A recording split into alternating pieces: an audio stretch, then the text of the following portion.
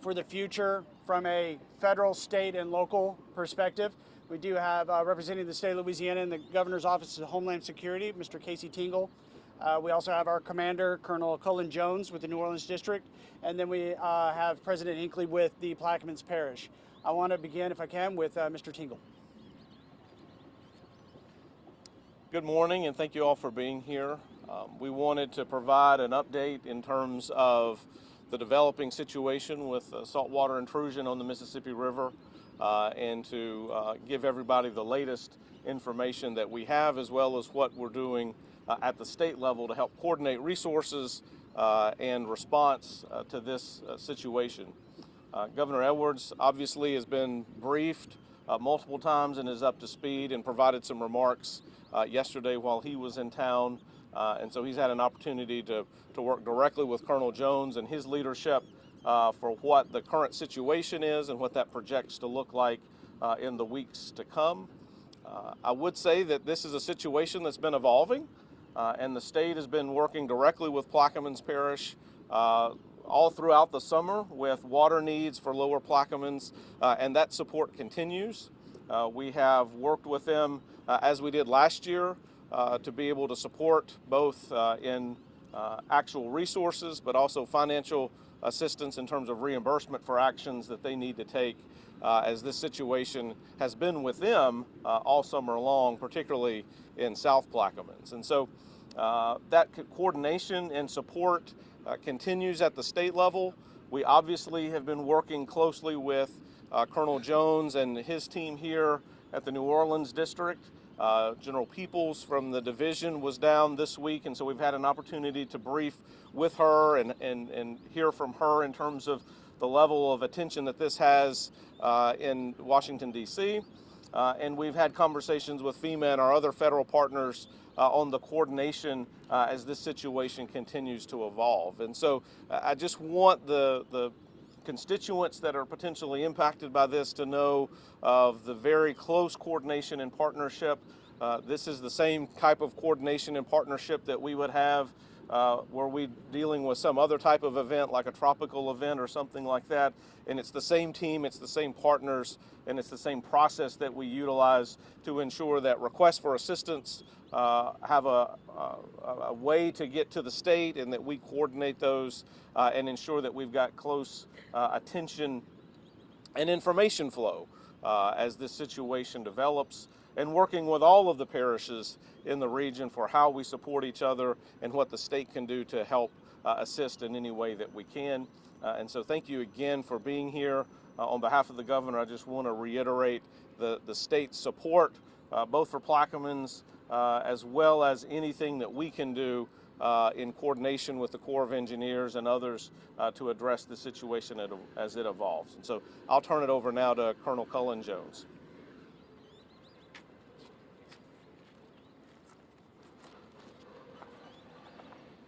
Thank you very much, Casey, and thank you very much, everybody, for joining us today so we can provide an update on how the New Orleans District U.S. Army Corps of Engineers is supporting both the state and the parishes as we deal with the extreme low water conditions on the Mississippi River.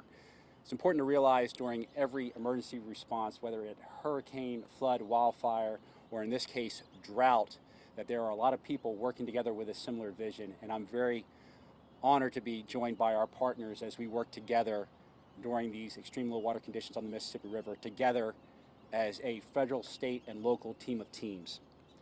Based off the National Weather Service forecast that has recently come in, we see that flows on the Mississippi River could reach as low as 130,000 cubic feet per second by the end of the current 28-day forecast period. The lowest recorded flows occurred in 1988 when they reached 120,000 cubic feet per second. By context, that's nearly half of the flow going across the Bonnie Carey Spillway when it's in full operation. So while the river level is not unprecedented, we are very close. And with no rain forecasted in the valley, we do not predict positive outcomes for the near future. When the river falls below 300,000 cubic feet per second, it cannot prevent salt water from coming up from the Gulf of Mexico. during the extreme lows of 1988, we saw the saltwater wedge reach all the way up to Kenner, Louisiana. Based off the current forecast and projections, if no action is taken, we potentially could see the saltwater wedge all the way up to the French Quarter. But we have no intention of not taking any action. In July, we constructed the underwater sill to impede the progression of saltwater, and that system has been performing as designed. However, based off of the extended conditions and the fact we have no rain in the current forecast, we also see the potential for it to overtop on or about the 22nd of September, and then eventually impacting the freshwater intakes at the Belle Chase Water Treatment Facility by the 3rd of October. Currently, our team is taking two actions. First, we are executing contracting actions so that we can get a dredge on location to start augmenting the sill. Second, we are evaluating construction alternatives to see how we can maximize benefits while also preventing any limitations to nationally important navigation. Currently, we believe a notched approach on the sill will yield the best results. This will enable us to raise the sill approximately additional 20 feet while maintaining a lower section along the ship channel that will allow for ships to continue to travel. As we move forward with augmenting the sill, I want to be clear that if the current conditions persist, it will not be able to prevent overtopping of the sill by salt water, but it can delay it. With this understanding, your Army Corps of Engineers is also pursuing additional measures to implement to support the state and parish efforts to ensure safe drinking water for our residents on the lower Mississippi River. Similar to what we have done during 1988 and 2012, we are pursuing water barging to impacted water intakes. They'll be able to use those barges to reduce the salinity of the water to safe levels. In addition, we are also working to obtain reverse osmotic water purification units. These units can be utilized at smaller water treatment plants to take the pressure off the larger ones. We recently executed a contract for one to be supporting the East Point Lahash water treatment plant, and we're looking to obtain more. You know, when we have riverine incidents like this, such as floods and droughts, they can extend for a long period of time. With no river rain forecasted in the near future, we cannot tell how long it lasts, but we have experienced this in the past, and we're going to use the lessons learned to ensure an effective response. In addition, every single event is unique. Therefore, we will maintain our vigilance, be proactive, and be flexible. Most importantly, I want you all to know that this has the highest focus of the U.S. Army Corps of Engineers all the way up to the Assistant Secretary of the Army for Civil Works. We will leverage all the capabilities of the U.S. Army Corps of Engineers within our authorities to support both the state and the parishes as we work through these challenges together. Thank you.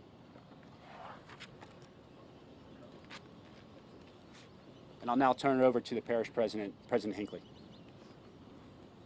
Morning.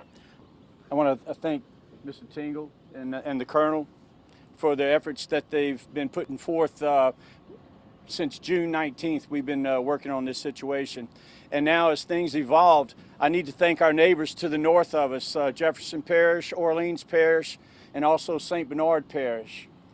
This has been a moving target for us, and it's been since day one Plaquemines Parish has had to deal with this situation. And it's been a trial beyond trials here. But we're gonna succeed in this. I just want to let the residents know, just like the Colonel said, we are moving forward with the ROs. East Point Lahash is being connected pretty much here in the next day or so, or the next week for sure. We're also securing the ROs for Boothville Venice. We're also securing an RO for the Port Sulphur facility as well. I want to thank our neighbors in Jefferson Parish. There's an 8-inch line that connects to Jefferson Parish into Plaquemines Parish. And we're going to be able to utilize that situation, that line right there. And hopefully this water line this tow won't make it up to around mile 100 into Jefferson Parish. And then also in Orleans Parish, on the Algiers side, we're able to connect with Orleans right there. On St. Bernard side, in the Braithwaite area, we're able to connect and get water in from St. Bernard. But as the tow hits the area of Belle Chase, about 8 days later, it's going to be hitting St. Bernard Parish. So we'll lose that capabilities of getting water into the parish, but we will have the East Bank side of the river will be secure with an RO in the East Point Lahash area right there. Again, I want to thank Colonel Jones and Mr. Tingle. To date, we have probably, between the state and Plaquemines Parish, we have probably distributed about 1.5 million liters of water to our residents, and that's for 2,000 residents. Hopefully this will slow down and stop, because when we have to start supplying waters to, just on the Belche side of things, there's 20,000 residents right there. And then when it goes to St. Bernard, it's countless residents here. So again, I want to thank everyone, all of our neighbors to the north of us, Casey and Colonel Jones, and thank y'all. Everybody, we can go to questions if you can. When you ask your question, just let us know who you're directed to. Mark, we'll start with you.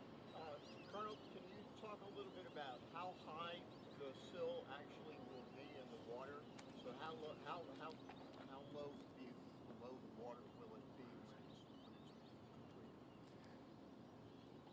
So when we look at augmenting the sill right now through the notched approach, we're looking to create wing walls up to negative 30 feet in there, while also establishing a ship channel of approximately 625 feet, that the base of it will be at negative 55.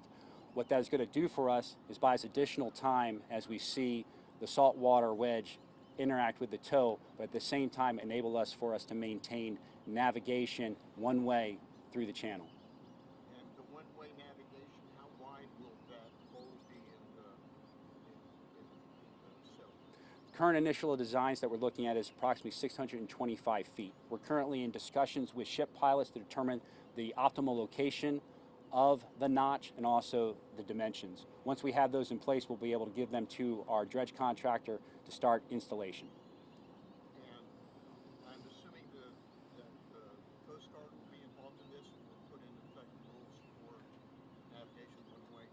You know, we're going to be in direct coordination with the Coast Guard in regards to navigation aids and limited movement through that area. So thankfully, we've got our operations manager, Michelle Cornick, doing direct coordinations as we prepare for this action. Have y'all looked at potential effects for New Orleans and Jefferson Parish, and are there ways of helping their water supplies if the water does, saltwater gets that part of it? We are looking at all possible options. You know, once we determined if we had no action on the progression of the water, we're working with all of these parishes to see contingencies in the event the saltwater wedge continues to move up. As such, we are deploying local government liaisons to each of their parishes so that we can determine what potential requirements they would need so that we can support under PL 8499 or flood control and coastal emergency, similar to the support we're looking to provide Plaquemines Parish, both with water barging and with ROPUs. Sorry, water barging and ROPUs, reverse osmotic water purification units. Yes, sir. This is probably going to be more for Keith. As this goes up, and we know it's going to reach up into St. Bernard Parish, your residents have already been dealing with this. For the individual residents, whether it's their home, the children's school, or their business, what actual issues are they seeing, and what steps should they take? Just for the parish residents as they go up north of you, you know what residents in your parish have already been dealing with just on a day-to-day. What issues can they expect as the saltwater starts to get into the intake? Well, there's different situations, because if you think about Plaquemines Parish, the further south, our base flood elevations, the buildings are all there, the schools are 20, 30 feet up in the air. So some of our problems are, and what we've been dealing with this year is, because of the drought, a lot of breaks in the lines. And when that happens, your water pressure drops down. So when the water pressure drops down, now you're not able to push the water up. The pressure drops, so the water's not able to be pushed up to the second and third floor of your facilities. So what your residents are going to be experiencing is low water pressure, because now we're only going to be able to produce so much water in a day's time. If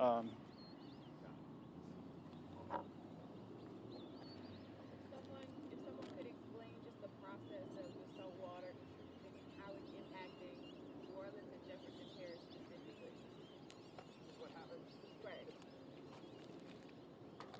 So in regards to the saltwater wedge progression, so saltwater is heavier than fresh water, but based off the current low flows that we have on the Mississippi River, which are potentially approaching 130,000 CFS, we're having this wedge move up. We've installed the underwater sill at river mile 63.8 to limit its progression, but because we've had such extended and reduced flows on the Mississippi, it will potentially overtop. If we don't see increased flows on the river based off of upcoming rain, which we don't see in the forecast, it will continue to progress up and potentially overtake water intakes above Belle Chase and St. Bernard. At that point, those communities and locations will also be affected, and that's why we're currently coordinating with them through our local government liaisons to understand what the requirements are so that we can support through either water barging or reverse osmotic water purification units. And this might be a dumb question, but what are the health impacts if this does get into drinking water and people do start to drink it? So the goal here is to ensure that we are able to work with the parishes and their water treatment facilities so that they can put water into the system that has a salinity level at a safe level so that it's safe for consumption. So if that's not able to occur, we're going to ensure that we find other ways and means through reverse osmotic water purification. And any Effects on the human body. Well, I'm just going to piggyback off my other Fox 8 colleague over here, but just what are the don'ts? If somebody living in, like you said, Belle Chase might be getting salt water in their intake soon. What do you not want residents to do if it becomes clear that the community that they live in is getting salt water into their intake? What do you not want residents to do? Well, some of the health issues that we've been given, mostly it's, say, high blood pressure, the salt intake. Naturally, you don't want to drink salt water. Okay, so basically, at that point, it'll become to where we can't drink the water. And also, it's very corrosive. So what we've experienced in the southern end of the parish is some of the your ice machines, your coffee pots, just your appliances in general. It's very corrosive. And I know that, this is not, just every resident maybe understands it at different levels. So this is not something that can be solved with Brita filters, boil water, advise boiling your water. None of that is going to be doing anything.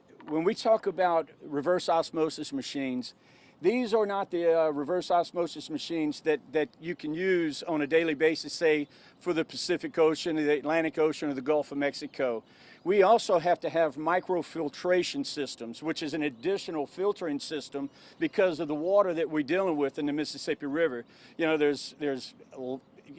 at the bottom. We're at the bottom of the river here.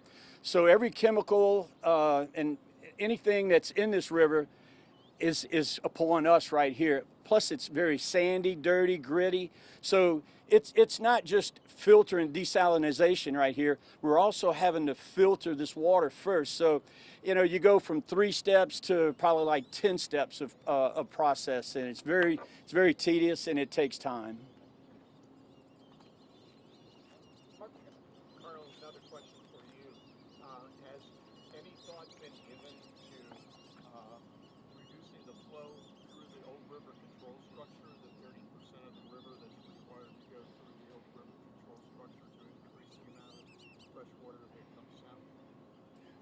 Mark, yes, we have looked at that as a potential option on increasing flows down the Mississippi River.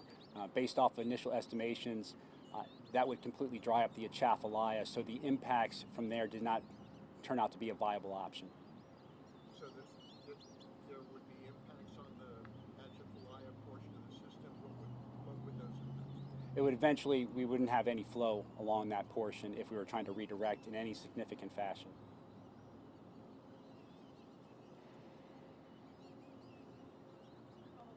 Please explain very simple terms for the lay audience out there how water barging, how it would work, what happens, and reverse osmotic water purification uses machines. How would it all work from step 1, getting them in place, to step 2? How does this work? Very simply, please. So very simply, in regards to water barging, we would find a location upriver where there was still fresh raw water. Then that would be barged down to the impacted water treatment plant, and they would be able to offload that water to mix with the water they have on hand to reduce the salinity to safe levels. In regards to reverse osmotic water purification units, that is a very advanced filtration system, as you heard from President Hinckley. First, it has microfiltration that will essentially take out all the particulates and biologics. And then it goes through the reverse osmotic water purification, which will take out the rest of the impurities to include the saline. So basically desalinates the water. Where are these machines physically? So we're currently in the process of locating them through various vendors, and once we have them contracted, such as the one we have at East Point Lahash, we have them located and installed for operation. Is this the same process they use in Saudi Arabia to take the salt out of their drinking water? So they may use both desalinization plants and also ROPU systems in support of that. So these machines would come in and be physically put however high up the wedge is coming, and how much more does that cost, to turn it into potable water? So that's a question that we're currently evaluating ourselves as we identify the needs across the parishes through our local government liaisons. Once we have those costs in place, that'll enable us to submit what's called a PIR report or request so that we can receive funding to support the contracting. So that's in the process just in case it has to happen. Correct, ma'am. Okay, thank you. I think you had your hands up. Kelly Parker with WWNO. The saltwater wedge is known to happen like once every decade, right? And now this is the second year in a row. Can you kind of talk about what the potential influence of climate change is, and also if there's any need for like long-term adaptation if this happens more frequently? So what we can see is just the facts of extreme weather events occurring in more frequent periods. As you stated, we saw the implementation of the saltwater wedge in the period of less than a year, and we're also undergoing a significant drought that's pretty much becoming comparable to the 1988 drought. One of the key aspects that we're looking at within the New Orleans District U.S. Army Corps of Engineers over the next 5 years is called the Lower Mississippi River Comprehensive Study. One of the key aspects of that we are looking at is the influence of increased saltwater intrusion and potential ways and means we can manage the river and provide actionable recommendations to reduce its impacts in the future. I think we'll go to you. Yeah. So other than drinking water, is the saltwater intrusion going to have any impact on the fishing or agricultural industries?